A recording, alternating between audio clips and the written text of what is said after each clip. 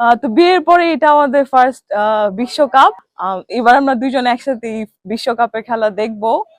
আমরা দুইজনই Argentina supporter, তো আশা রাখি বা বিশ্বকাপে আর্জেন্টিনা বিজয় নিয়ে আসবে। আগে যেমন আমরা ছোটকালে দেখতাম প্রতিটা এলাকায় এলাকায় হচ্ছে আপনার কে কত বড় ফ্ল্যাগ লাগাতে পারে সেটার একটা প্রতিযোগিতা চলতো। এখন সেই প্রতিযোগিতাটা প্রায় মানে নেই বললেই চলে।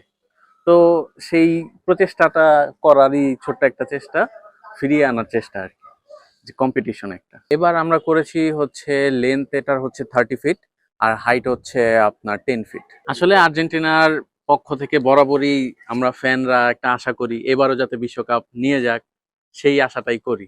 তবে এবার একটু গ্রুপ হিসাবে খুবই টাফ। গ্রুপ সহজ পড়লেও বাকি নকআউট পর্বগুলা খুবই টাফ হিসাব নিকাশে। তো দেখা যাক কি হয়। আমরা আসলে সবসময় আর্জেন্টিনার সাপোর্টার। আমরা বলতে গেলে পরিবারের সবাই আমরা আর্জেন্টিনা। এই খানপুরের মধ্যে আমরা এই আশা করছি যে সবচেয়ে বড় পতাকা এবার আমাদের। গতবার মানে আমাদের বর্তমান জেনারেশন যে জেন জি যারা, তাদেরকে দেখেছি আমরা পরপর মানে দুইবার আর্জেন্টিনাকে ফাইনাল খেলতে, একবার চ্যাম্পিয়ন হতে। সেই কারণে জেন জিদের এবারে আরো আশা যে ওরা যাতে বেশি বেশি সাপোর্ট করবে আর্জেন্টিনাকে, এবং মেসির শেষ বিশ্বকাপ যাতে সুন্দর একটা পরিপূর্ণভাবে ওর যে মানে ওর যে মানে কাপের সংখ্যা ওর সাথে তুলনা হয় না, সেই জন্য আমরা চাই যাতে ও আরো একটা বিশ্বকাপ নিয়ে ওর ক্যারিয়ার শেষ করুক। প্রথমে আমার ছেলের কথা বলি।